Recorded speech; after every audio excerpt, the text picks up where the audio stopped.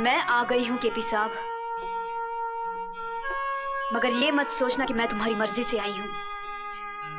मुझे यहां मेरी मजबूरी लाई है।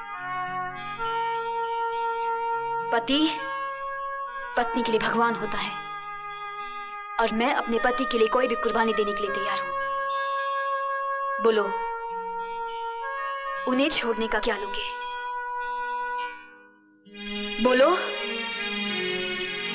जवाब दो। तुम्हारा ईमान धर्म तो बिजनेस है ना? बोलो, क्या उतारूं? कंगन, ये मंगलसूत्र, या फिर ये?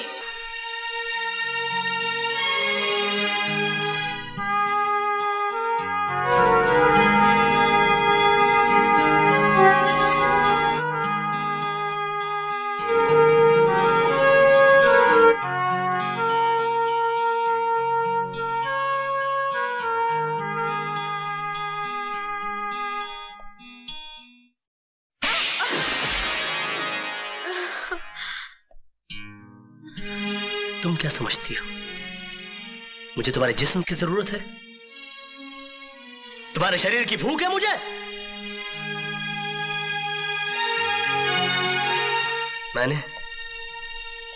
मैंने कभी तुम्हारे जिस्म से नहीं, तुम्हारी आत्मा से प्यार किया।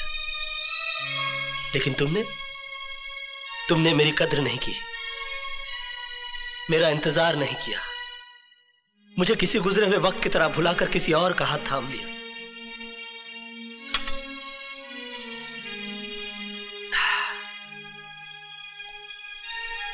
प्यार हम दोनों ने किया, मगर तड़पना सिर्फ मेरे नसीब में आया।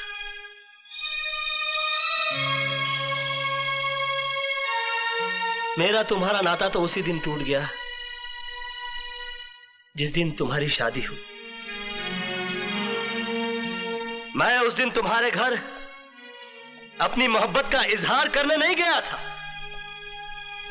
अपने दर्द, अपनी तड़प का हिसाब मांगने के लिए नहीं गया था, बल्कि उस रात पार्टी में हुई इस गलती की माफी मांगने के लिए गया था जो तुम्हारे जुदाई, तुम्हारे सोग में चोट खाए मेरे दिल के हाथों हो गई। लेकिन तुमने मेरे जज्बात को नहीं समझा, मुझे कोई गिरा हुआ या घटिया आदमी समझकर धिक्कार दिया। मैंने तुम्हारे साथ जो भी किया वो बदला लेने के लिए नहीं किया, बल्कि तुम्हें इस बात का एहसास दिलाने के लिए किया कि तुम जो सोच रहे हो वैसा नहीं है। मेरे मन में कोई खोट, कोई पाप नहीं है।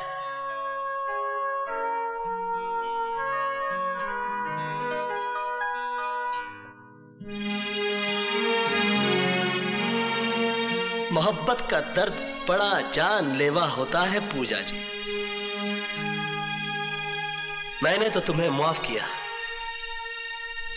मगर दोबारा कभी इंसान का जन्म मिले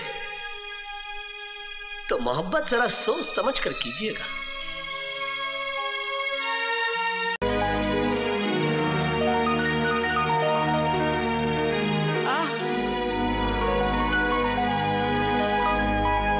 बेटे, आँच को आँच नहीं, तेरी सच्चाई आखिर अपना रंग ले ही आई।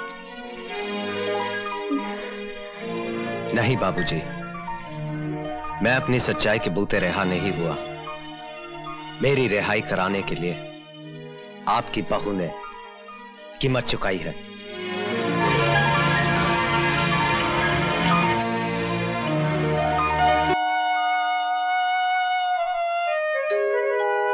तेरी आंखों में आंसू मेरी रिहाई के हैं या केपी से ना मिल पाने के दुख के? दुख के ही होंगे, क्योंकि तू कृष्ण प्रसाद से प्यार करती है। नहीं दीपक, ऐसा कुछ भी नहीं है, ये सब झूठ है। पहले मैं भी इस बात को झूठ समझता था, लेकिन जब उसके कमरे में मैंने तेरी तस्वीर देखी तो मैं समझ गया कि आखिर इतनी आसानी से मैं कैसे जेल से छूटा। भरी पार्टी में उसका तेरा मुंह चूमना, मेरी गैर हाजिरी में माफी मांगने के बहाने तुमसे मिलने आना, मेरे विरोध करने पर मुझे जेल भिजवाना, ये तुझसे कृष्ण प्रसाद का प्यार नहीं तो और क्या है? मेरे जेल जाने के बाद तू उससे रोज मिलती जुलती रही, और जब उसका दिल भर गया तो मुझे रिहा करवा के तेरी नजरों में देवता बन गया। नहीं दीपक, ऐसा कुछ नहीं है, मेरा विश्वास करो। अगर ऐसा कुछ नहीं है तो फिर मेरे जेल जाने के बाद तू उससे मिलने क्यों गई? तुम्हें जेल से छुड़वाने के लिए। मुझे छुड़वाने के लिए बाबूजी भी थे। हाँ, लेकिन उनकी लाख कोशिश करने के बावजूद भी कृष्ण प्रसाद तुम्हें छुड़वाने को तैयार नहीं था। तो फिर तुम्हारे कहने से वो कैसे मान गया? ऐसी कौन सी वजह थी कि तुमसे मिलकर उसने मुझ पर लगाए हुए लाखों रुपए का गबन का इल्जाम वापस ले लिया? इसलिए क्योंकि तुम एक दूसरे से प्यार करते हो। कृष्ण प्रसाद मेरा कुछ भी बिगाड़ नहीं सकता था, लेकिन तुमने तो कुछ बाकी ही नहीं रखा। अगर तुम अपने पति से ज्यादा प्रेमी को ज्यादा अजीज मानती हो तो मैं तुम्हें आजाद करता हूं। जाओ, कृष्ण प्रसाद से शादी कर लो। दीपक, तुम जानते हो कि तुम क्या कह रहे हो? अच्छी तरह जानता हूं। तुम कुछ नहीं जानते। जिस बात को तुमने सर उठाकर कह दिया, वो बात मैं ख्वाब में भी नहीं सोच सकती। दीपक, मैं तुम्हारी पत्नी हूं, मेरा विश्वास करो। तुम जैसा सोच रहे हो ऐसा कुछ भी नहीं है, मेरा विश्वास करो दीपक, मेरा विश्वास करो। अब तुम मुझे समझाने की कोशिश मत कर। दीपक बजाज किसी दूसरे का गरमाया हुआ कंबल नहीं ओढ़ता। औरत तो वो है जो अपने पति के विश्वास को जिंदा रखने के लिए मर जाए। पति की गैर हाजिरी में किसी प्रेमी का कॉल पूरा करने वाली औरत पत्नी नहीं, कुल्टा होती है। और कोई मर्द किसी कुल्टा के मांग में अपने नाम का सिंदूर बर्दाश्त नहीं कर सकता। दीपक, तुम बचाओगे।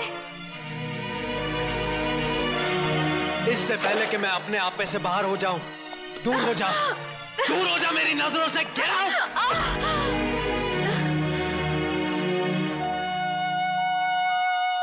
दीपक, औरत उस वक्त तक सीता सावित्री होती है जब तक उसका पति राम और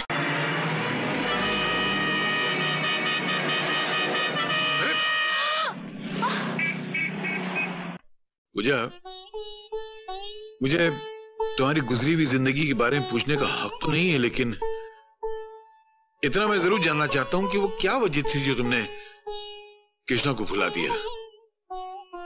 मैंने इसलिए भुला दिया क्योंकि मेरी शादी दीपक से हो गई थी। हाँ, लेकिन तुमने दीपक से शादी की क्यों?